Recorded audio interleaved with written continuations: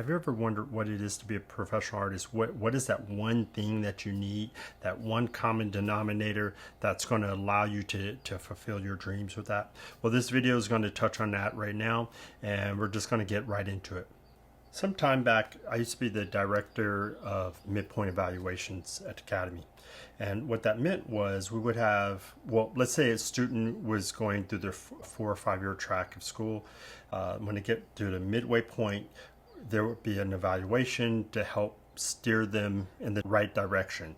So, for example, if they were not hitting the mark, well, now we can try to course correct, get the skills up to where they should be. If there were some people who are like really excelling, we could say, okay, well, you might want to consider this and this as a career path, or these other classes, things, just to help give some additional guidance. To do this, when I was a director, I thought it was really important to have a face-to-face sit down with the students, because prior to that, there was a form, you fill it out and you hand it back to the student in a portfolio, and then after that it went completely all digital. But for me, I thought it was really important to have this personal one-on-one, because whether it's tough feedback or even positive feedback, having a human being tell you and look you in your eyes is a big difference. Receiving that information and reading something, we receive it in a completely different way. I'm sure you've experienced it, where you write down a text and someone might get super excited or angry, thinking that you meant something in a completely different way, and you're like, whoa, hold on, I didn't mean that at all. So for me, I knew that if there was going to be some tough news that was going to come from someone, if I'm the director, you need to hear it from me, because it's really important, because I take it that seriously. So the night before I was having some of these meetings, I had 2 students in particular that I really was losing sleep over. A lot of sleep, because they were really tough conversations that I was not ready to have, but I knew I had to have it.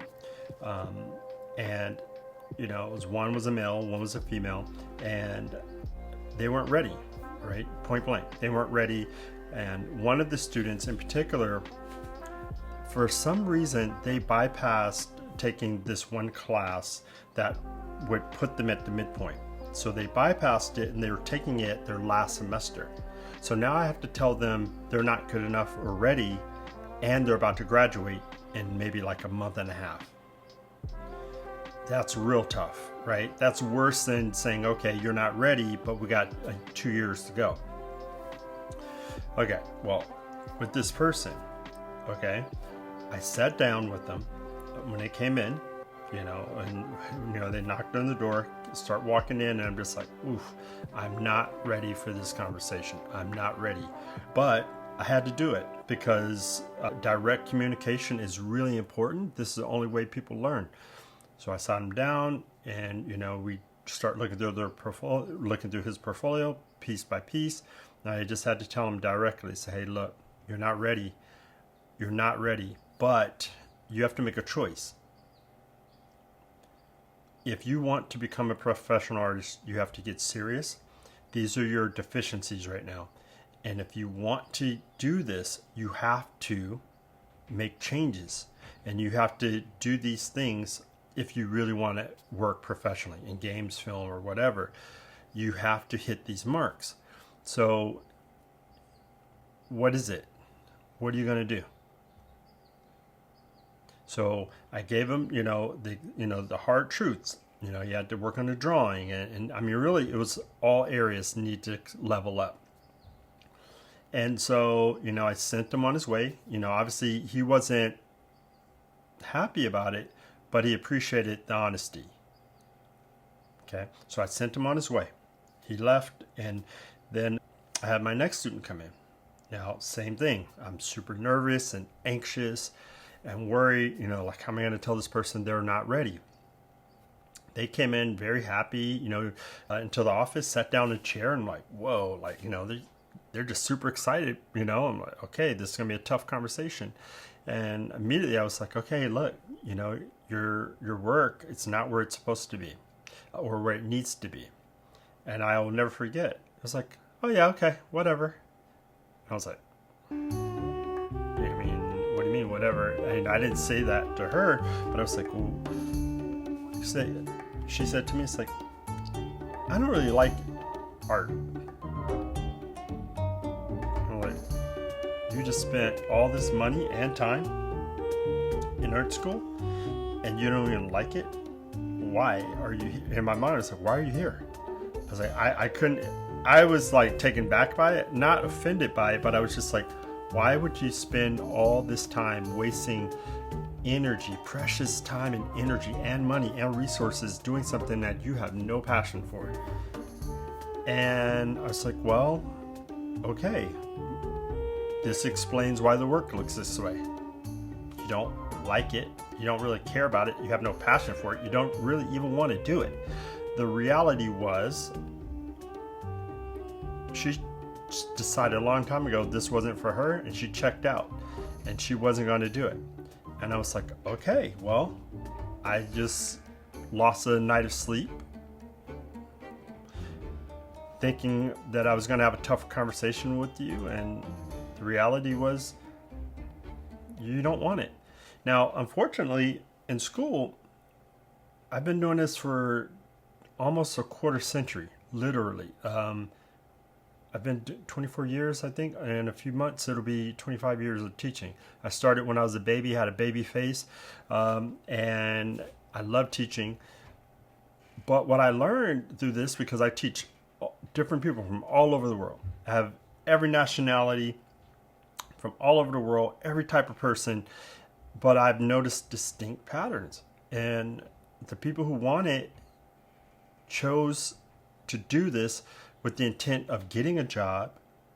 They get a job. And so that brings me back to the main thing. It all comes down to one thing: choosing. It's a choice. Do you choose to become a pro? Do you choose to see yourself as a professional? If you see yourself that way, that's when the lights turn on. That's when everything you do becomes a little bit more serious, a little bit more focused. It doesn't have to become so serious where you create anxiety, but it's about, okay, I'm going to take this class. Let's say for me, I'm a professor, I'm a pro. I still take art courses all the time. I'll take courses in things I've never done before. I'll take courses on things that I'm considered a master at. I'll take courses in any and everything, constantly trying to grow and develop my skill. I never sit back and think, oh, I know it all. And I've been doing it for, I've been teaching for 24 years, but I've been working professionally for longer than that. I never sit back and think, oh, I got this, because I don't. I enjoy the process of learning and growing, but the choice is, I'm a professional artist. I need to get better. I need to stay current, and I need to keep evolving. Otherwise, I'll get left behind. But it's a choice. Now let's go back to that first student that I met. With him, this is the power of a choice. It was about a month and a half before he was graduating. And he was graduating a little bit before some of his classmates, because he was in that class and he was older or further along in his degree. But to get to the point, this guy, in a semester and a half, redid his portfolio completely. It was much better. Was it great? No, it wasn't great. It wasn't mind-blowingly great, but it was proficient. He was the first one to get a job. And then he came back sort of like one by one, grabbing his classmates and bringing them into the studio he's working at. Just one by one, bringing them in. If you would have asked me if he was going to be the one that was going to get the job first and be the one to get other people jobs, I would have never thought that. I would have never thought that in a million years, because I saw him as a student prior to that meeting. He was somewhat, he was present. He wasn't a flake or anything like that, but he just wasn't serious. And then after that meeting, he got real serious and to this day, he's still working. And was he the most talented? No. Some of the most talented students I know and have been around, they could not grasp in their mind the mindset of what it, to say that I'm a professional and to be okay with it and own it. If you can own it, then it becomes something tangible, and that's when you start to walk into that reality of what it is to be a pro. So what I'm going to ask you to do, if this is really what you want, I'm going to ask you to choose to do it. Say, I am a professional, I'm a pro artist, and this is what's required. You don't have to have all the answers. No one does. All you have to do is ask yourself, what would a pro do? A pro is going to go get the answers. So remember this, last little tidbit. It doesn't matter where we are, any time and space, right? The business will go up and down, fluctuate. The marketplace will hire a bunch of artists in game, film, in that area, illustration, whatever it is. They'll hire a lot of people, and then they'll let everybody go. They'll hire everybody, then they'll let everybody go. This is sort of the nature of the business. This is not a reflection on you as a professional artist. It doesn't mean that you're not a pro. It just means the marketplace is changing, and it course corrects all the time. This usually happens around 8 years. I'm giving a guesstimate of a figure. It's just I've been doing this long enough where I see it. But for you, just remember you're a pro. Start adding other things to your arsenal so that you can do other things, more varied things, and think like a pro, and you will be a pro.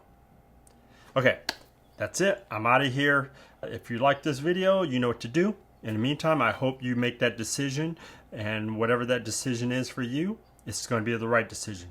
Follow through with it. All right, take care. Deuces.